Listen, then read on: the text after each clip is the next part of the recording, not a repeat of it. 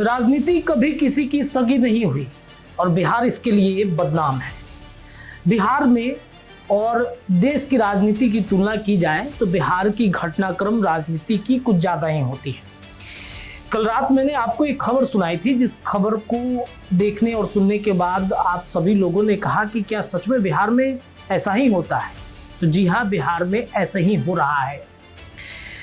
बिहार भाजपा के अंदर अब सिर्फ कुशवाहा कुर्मी यानी लौकुश समीकरण चलेगा। बाकी जातियां एक एक करके उस पार्टी को अब छोड़ देंगी, उनका मोह भंग हो जाएगा। शुरुआत भूमिहारों से हुआ है। भूमिहारों को कैसे हाशिए पर पहुंचाना है भारतीय जनता पार्टी में, ये हाल के दिनों में कई उदाहरण मैं आपको दूंगा और बताऊंगा कि एक एक करके भूमिहार नेताओं की बलि भारतीय जनता पार्टी में दी जा रही है। शुरुआत करते हैं पूर्व उप मुख्यमंत्री विजय कुमार सिन्हा से। विजय कुमार सिन्हा जब भारतीय जनता पार्टी में उप मुख्यमंत्री बने थे तब उनको लेकर के खूब चर्चा हुई, खूब सारी बातें उठी और पूरा भूमिहार जो लॉबी था वो विजय कुमार सिन्हा को बिहार का अगला मुख्यमंत्री तक बता दिया। भूमिहारों के सबसे बड़े नेता के तौर पर विजय सिन्हा को प्रेजेंट किया गया। उनके पास एक ऐसा विभाग था जिस विभाग में दलाली घुसखोरी बंद करने का पूरा प्लान विजय कुमार सिन्हा के पास था। लेकिन बिहार में अच्छा कुछ हो जाए ऐसा बिहार के मुख्यमंत्री से लेकर बिहार के अधिकारी तक नहीं चाहते और इस वजह से ऐसी फील्डिंग सेट की गई कि भूमिहारों के सबसे बड़े नेता और चेहरा बन रहे विजय कुमार सिन्हा के पर कतर दिए गए, मंत्री पद छीन लिया गया, उप मुख्यमंत्री से हटा दिया गया और ऐसे विभाग में ले जाकर उनको रख दिया गया जहां से वो सीमित काम कर सकते हैं बिहार में। और अब आते हैं आज के परिदृश्य में।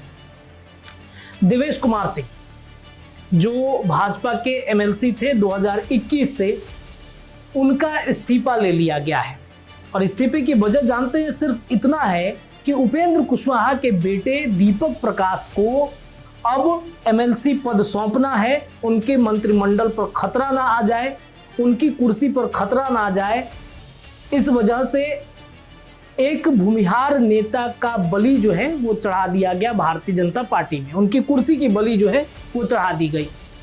अब एक एक करके इस पूरे क्रोनोलॉजी को आप समझते चले जाइए। इसके पहले भी कई ऐसे भूमिहार नेता हैं जिनका पर और जिनका पद जो है वो कतर दिया गया भारतीय जनता पार्टी के अंदर में। और जब से कुशवाहा कोई लॉबी एक्टिव हुआ है बिहार में, तब से सिर्फ भूमिहारों की ही नहीं बल्कि सवर्णों की जो सवर्ण नेताओं की जो बलि है वो भारतीय जनता पार्टी के अंदर से धीरे धीरे कतरे जा रहे हैं।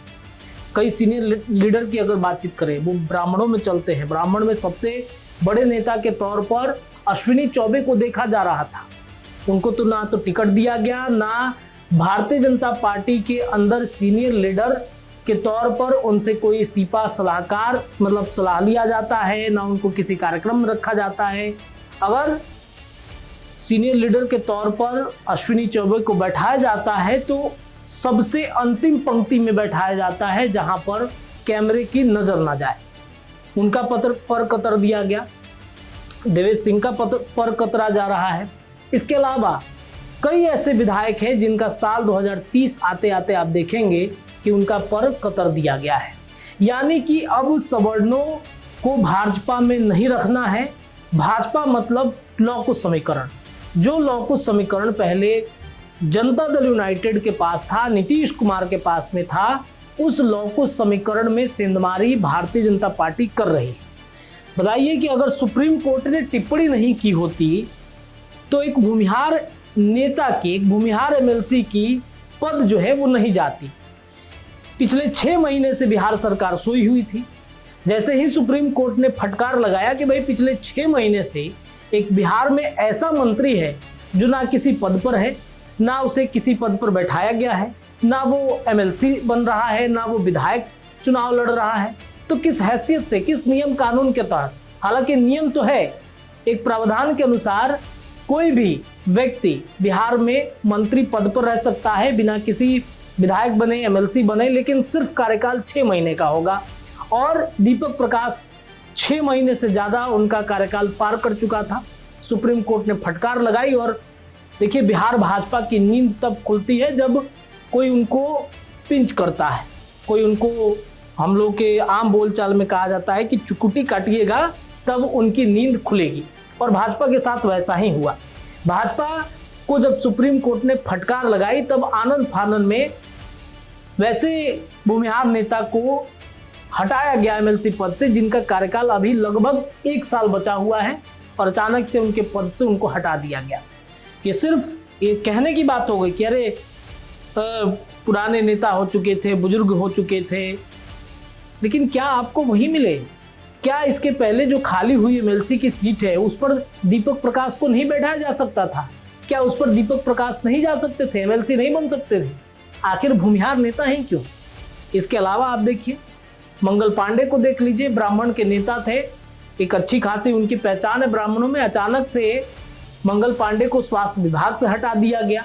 स्वास्थ्य विभाग में मंगल पांडे काम कर रहे थे और विधायक बनते बनते, पहले एमएलसी थे तो एमएलसी से विधायक बने, और विधायक बनते उनको सबसे बड़ा विभाग जो कहा जाता है वो छीन लिया गया।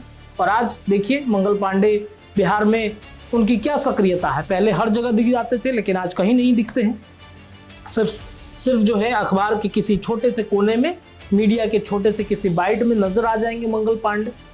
तो ऐसे एक एक करके पहले भूमिहार, ब्राह्मण, फिर राजपूत, एक एक करके तमाम सवर्ण जातियों को अलग कर दिया जाएगा भारतीय जनता पार्टी से। देवेश सिंह पहले ऐसे व्यक्ति नहीं है, इसके पहले भी कई लोग, जैसे मैंने अश्विनी चौबे का नाम लिया, जैसे मैंने मंगल पांडे का नाम लिया, जैसे मैंने विजय सिन्हा का नाम लिया, ऐसे कई लोग हैं जिनका एक एक करके पर कतर दिया जाएगा और बिहार भाजपा सिर्फ बन जाएगी कुशवाहा कुर्मियों की लॉबी। एक समय था जब, राजनीति जानकार ये मानते हैं, एक समय था जब भारतीय जनता पार्टी के झंडे को ढोने के लिए कोई जाति खड़ी नहीं होती थी, तो इन्हीं सवर्ण जाति के लोगों ने ये बेड़ा उठाया कि हम भाजपा का झंडा उठाते हैं, झंडा बुलंद करते हैं, और झंडा उठाया, पार्टी को सींच कर आज यहाँ तक बनाया कि विश्व की सबसे बड़ी पार्टी भाजपा अपने आप को मानती है।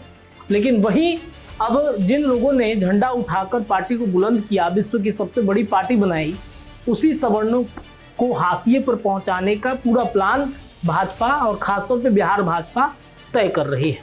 तो ये तो बस शुरुआत है, कहानी अभी और बाकी है। कई लोग इस तरीके से लगातार चलते चले जाएंगे और इसका असर आपको दिखेगा 2029 और 30 के चुनाव में। संभावना है कि बहुत सारे लोग भूल भी जाएंगे इन चीज़ों को, लेकिन भूमिहार जातियां जो हैं वो कभी अपने द्वारा, मतलब अपने ऊपर किए गए छल को नहीं भूलती है। भूमिहार इन दिनों काफ़ी ज़्यादा सक्रिय हैं। बांकीपुर में भी इसका असर दिखा उपचुनाव में, कई जगह पे भूमिहार वोट भी नहीं किए हैं। तो धीरे धीरे भूमिहारों से शुरुआत हुई है और ख़त्म राजपूतों तक हो सकता है बिहार भाजपा के अंदर। आप क्या सोचते हैं? अपनी राय कमेंट सेक्शन में छोड़िए।